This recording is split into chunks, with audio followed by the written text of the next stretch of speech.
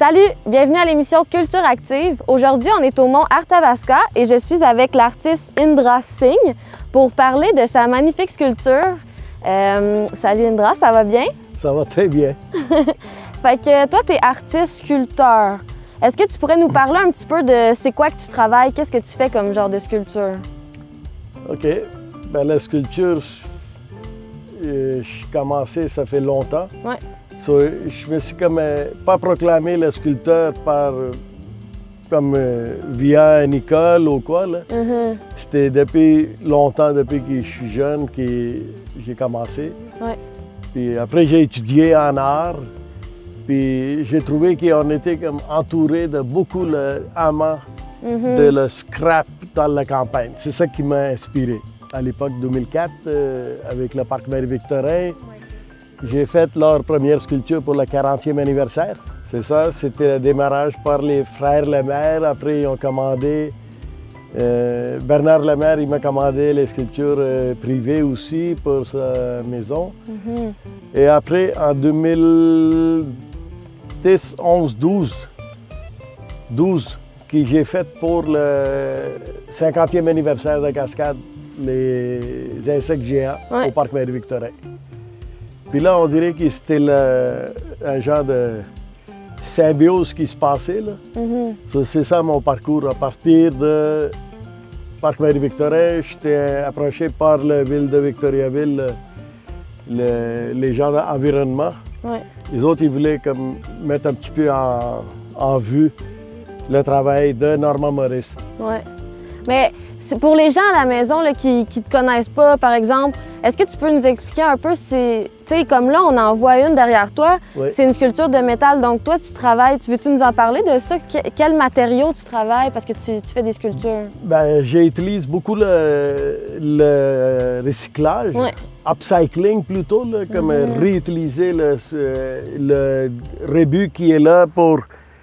C'était en même temps que la maison Rebut Global qui ont fait, que moi j'ai commencé à peu près en même temps, avec l'inspiration de Rebut Global.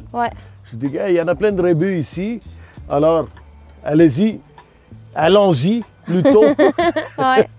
Puis j'ai commencé à ramasser les affaires agricoles, c'est à cause que c'est l'acier de très haute qualité, comme qu'on voit notamment ici, là, que c'est assez durable.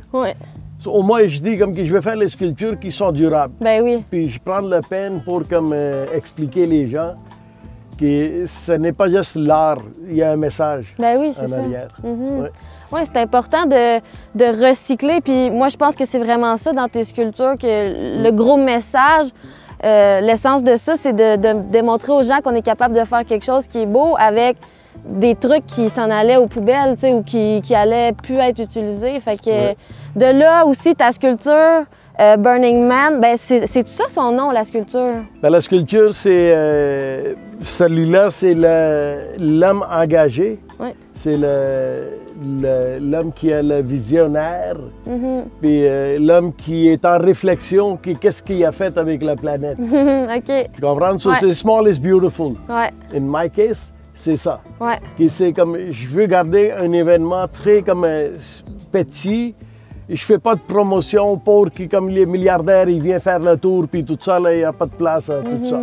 C'est très simple. C'est un genre de communion qu'ils ont fait entre les humains sur une petite échelle. Puis le message, c'est comme qu'on a besoin de la paix.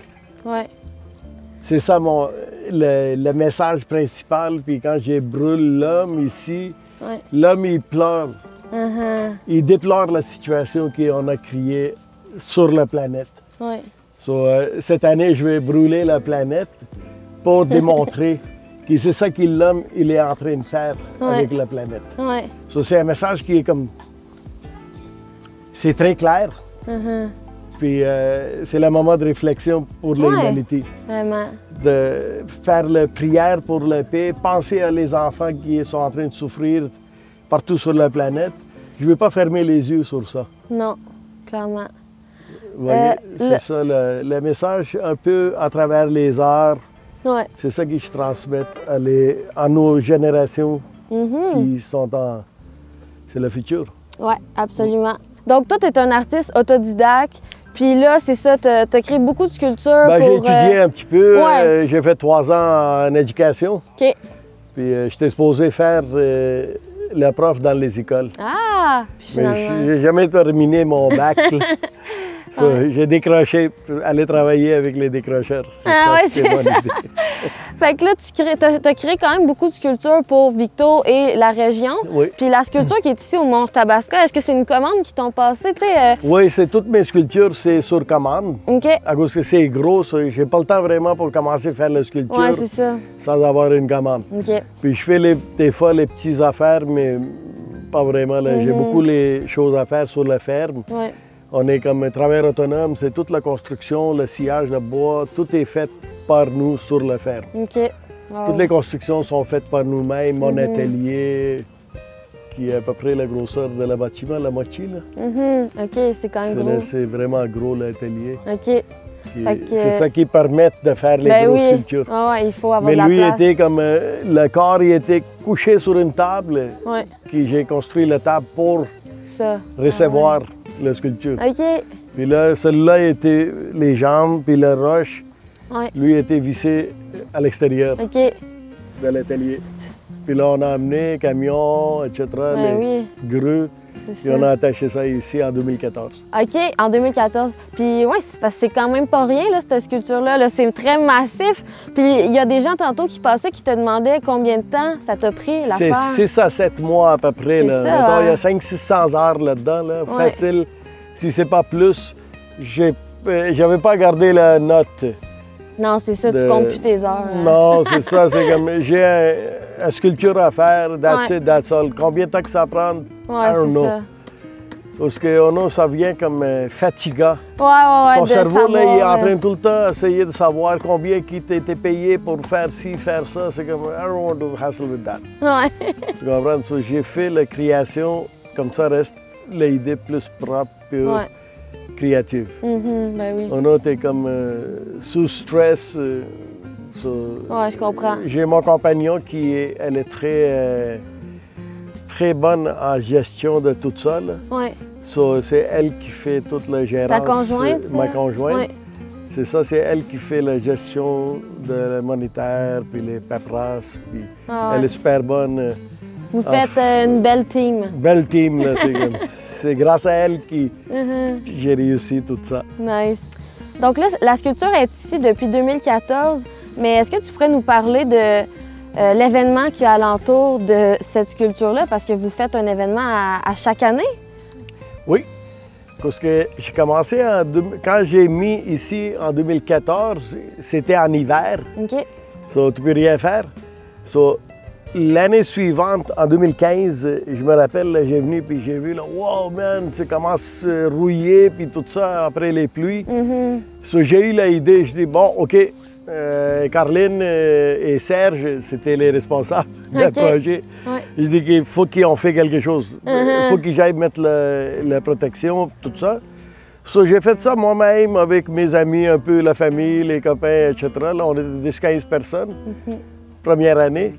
Puis François Roux, lui, est venu aussi, comme en passant, les gars, c'est une bonne idée, puis tu devrais continuer à faire ça. de la mettre en feu.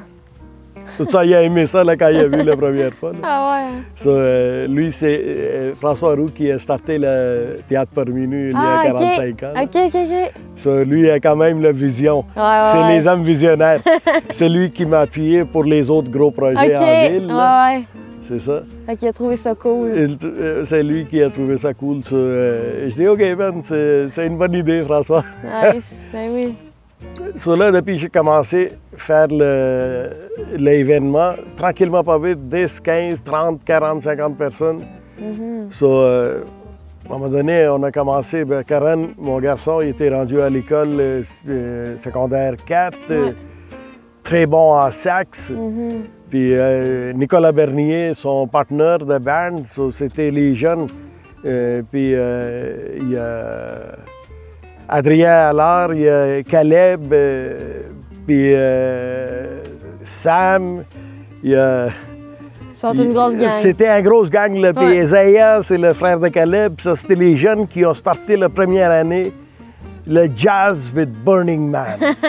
Ça, c'était le flashpoint là, de l'idée. Ouais. Puis je dis, OK, l'année prochaine, on fait ça.